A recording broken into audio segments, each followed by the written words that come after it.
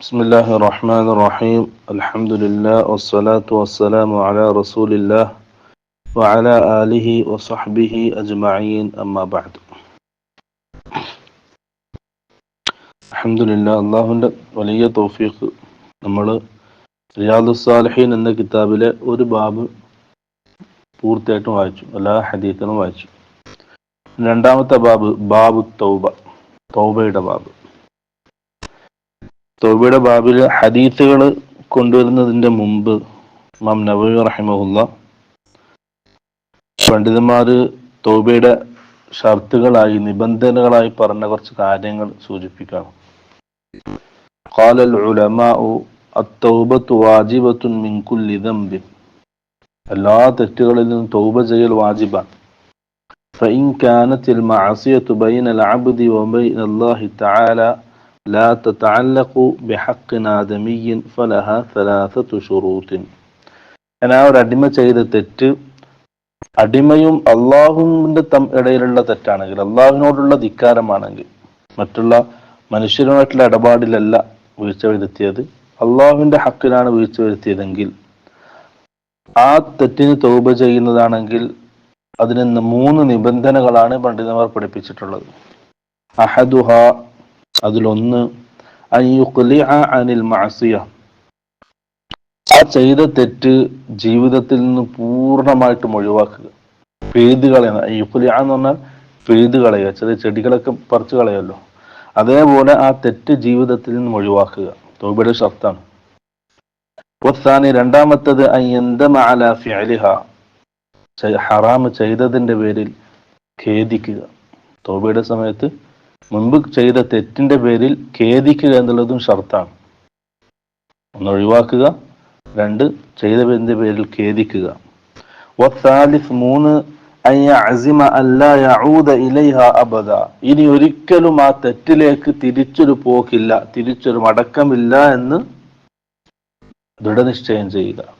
ഈ 3 കാര്യങ്ങളാണ് അള്ളാഹുവിന്റെ ഹക്കിൽ, അള്ളാഹുമായിട്ടുള്ള ധിക്കാരത്തിലാണെങ്കിൽ, ഹറാമിലാണെങ്കിൽ ഈ 3 നിബന്ധനകളാണ് പണ്ഡിതന്മാർ പറഞ്ഞിട്ടുള്ളത്. ഈ 3 നിബന്ധനകൾ പാലിച്ചാലേ ആ തൗബ സഹിയാവുകയുള്ളൂ. ഇനി ഫഇൻ ഫുഖിദ അഹദു സലാസതി ലം തസിഹ തൗബതുഹു, ഈ 3 നിബന്ധന ഷർത്ത് നഷ്ടപ്പെട്ടാൽ അവന്റെ തൗബ സഹീഹാവുകയില്ല. വഇൻ കാനത്തിൽ മഅസിയതു തതഅല്ലഖു ബിആദമിയ്യിൻ ഫശുറൂതുഹാ 4. ഇനി അവൻ ചെയ്ത തെറ്റ് മനുഷ്യർ തമ്മിലുള്ള ഇടപാടിലാണ്, പരസ്പരം ചീത്ത വിളിക്കുക, മോഷണം നടത്തുക, അങ്ങനെ ആരോപണം നടത്തുക, അങ്ങനെ മനുഷ്യർ തമ്മിൽ ഇടപാടിലാണ് വീഴ്ച വരുത്തിയതെങ്കിൽ അതിന് 4 നിബന്ധനകളാണ്, 4 ഷർത്തുകൾ, ഒന്ന് അധികമാണ്. ഒന്ന് ഹാദിഹി സലാസ, ഈ പറഞ്ഞ 3 കാര്യങ്ങൾ. ഒന്ന് തെറ്റൊഴിവാക്കുക, ചെയ്തതിന്റെ പേരിൽ ഖേദിക്കുക, ഇനി ഒരിക്കലും അതിലേക്ക് ഒരു മടക്കമില്ല എന്നുള്ള ദൃഢനിശ്ചയം ചെയ്യുക. അതിന്റെ കൂടെ 4മത്തേത് വഅൻ യബ്റഅ മിൻ ഹഖി സാഹിബിഹാ, ഇടപാടുണ്ടെങ്കിൽ ഇടപാട് പൂർത്തീകരിക്കുക, കടം ബാക്കിയുണ്ടെങ്കിൽ കടം കൊടുക്കുക, മോഷണം നടത്തിയതാണെങ്കിൽ തിരിച്ച സമ്പത്ത് ഏൽപ്പിക്കുക, ചീത്ത പറഞ്ഞതാണെങ്കിൽ മാപ്പാപ്പിക്കുക, ആരോപണം പറഞ്ഞതാണെങ്കിൽ ആ വ്യക്തിയെ കണ്ടിട്ട് ഇങ്ങനെ പറഞ്ഞിട്ടുണ്ട് മാപ്പാക്കണമെന്ന് പറയുക.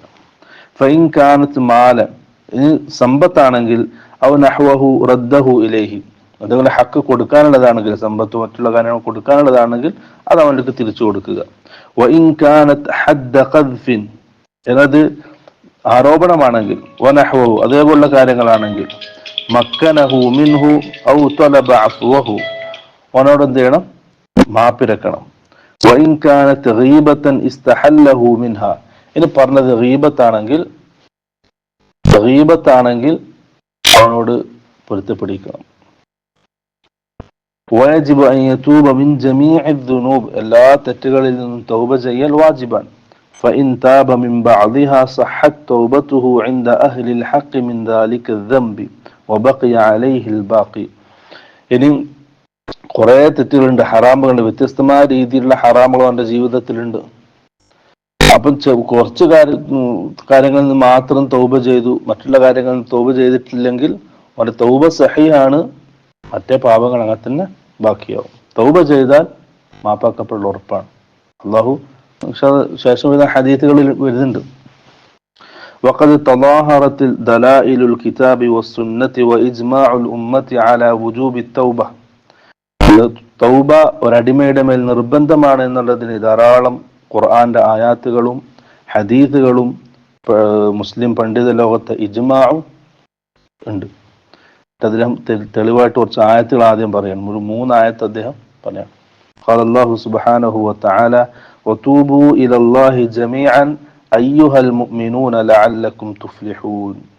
മുഅ്മിനീങ്ങളെ നിങ്ങളെല്ലാവരും, ചെറിയവരും വലിയവരും പെണ്ണും ആണും വയസ്സായവരും, നിങ്ങളെല്ലാവരും അള്ളാഹുവിലേക്ക് തൗബ ചെയ്ത് മടങ്ങുക. ലഅല്ലക്കും തുഫ്ലിഹൂൻ, നിങ്ങൾ വിജയിക്കുന്നതിന് വേണ്ടി. വഖാല തആല മറ്റൊരായത്ത് ഇസ്തഗ്ഫിറൂ റബ്ബക്കും സുമ്മ തൂബൂ ഇലൈഹി, നിങ്ങൾ അള്ളാഹുവിനോട് ഇസ്തിഗ്ഫാറിനെ തേടുക, അള്ളാഹുവിലേക്ക് തൗബ ചെയ്ത് മടങ്ങുക. വഖാല തആല വേറൊരായത്ത് യാ അയ്യുഹല്ലദീന ആമനൂ തൂബൂ ഇലല്ലാഹി തൗബതൻ നസൂഹ. ഇതൊക്കെ കൽപ്പനയാണ്, അള്ളാഹിന്റെ ഭാഗത്തുള്ള കൽപ്പനയാണ്. അള്ളാഹിന്റെ ഭാഗത്ത് നസൂഹായ തൗബ ചെയ്ത് നിങ്ങൾ അള്ളാഹുവിലേക്ക് മടങ്ങുക വിശ്വാസികളെ എന്നുള്ളത്. ഇത് 3 ആയത്ത് അദ്ദേഹം കൊടുക്കുന്നു. ഇൻഷാ അല്ലാഹ് നാളെ മുതൽ നമുക്ക് എന്ത് ചെയ്യാം, ഓരോ ഹദീത്ത് വായിച്ചു തുടങ്ങാം ഇൻഷാ അല്ലാഹ്.